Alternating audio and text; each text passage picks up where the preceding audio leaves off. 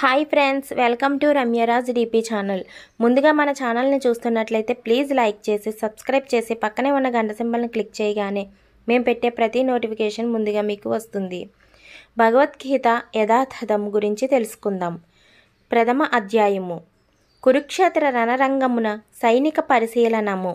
అధ్యాయం 1.1.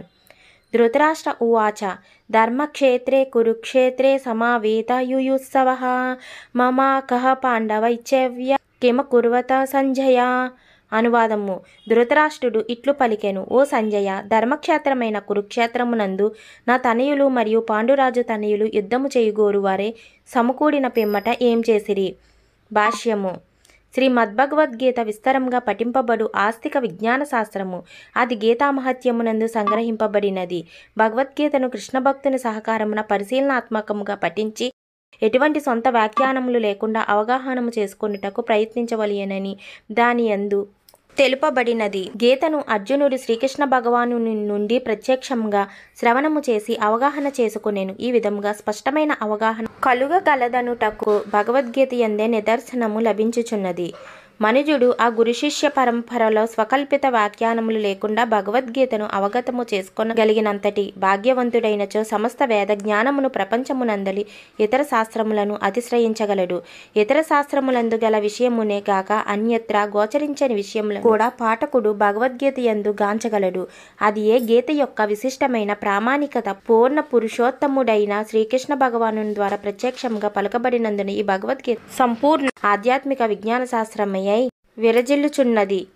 మహాభారతమునందు వర్ణింపబడిన ధృతరాష్ట్ర సంజయుల సంవాద విషయములు ఈ ఉత్కృష్ట తత్వశాస్త్రమునకు మూల సిద్ధాంతములై ఉన్నవి. అనాది అయిన వేదకాలము నుండి తీర్థస్థలముగా ప్రసిద్ధి నొందిన కురుక్షేత్రమునందు ఈ తత్వశాస్త్రము ఉద్భవించినట్లుగా తెలియవచ్చుచున్నది. ఈ భూమిపై శ్రీకృష్ణ భగవానుడు స్వయంగా ప్రత్యక్షమై ఉన్నప్పుడు మనవాళి నిర్దేశానార్థము దీనిని పలికియుండెను.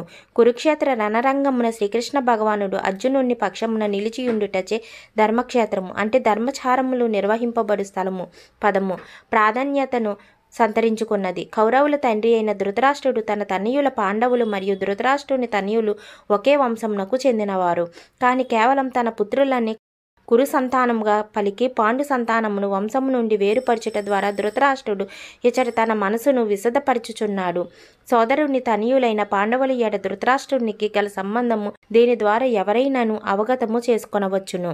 పంట పొలము నుండి కలుపు మొక్కలు తీసివేయబడు రీతి ధర్మపేట అయిన శ్రీకృష్ణ భగవానుడు నిలిచియున్న ధర్మక్షేత్రమగు కురుక్షేత్రము నుండి కలుపు మొక్కల వంటి దుర్యోధనాది ధృతరాష్ట్రుని తనయులు తీసివేయబడుదురనియు యుధిష్ఠిరుని అధ్యక్షతన గల ధర్మయుతులైన పాండవులు భగవానునిచే సుప్రతిష్ఠితులు కాగలరనియు ఆది నుండియే ఈ విధముగా ఊహింపబడినది. చారిత్రక మరియు వైదిక ప్రాముఖ్యమే కాక ధర్మక్షేత్రం మరియు కురుక్షేత్రం అనేది పదములకు గల విశేషార్థం ఇదియే.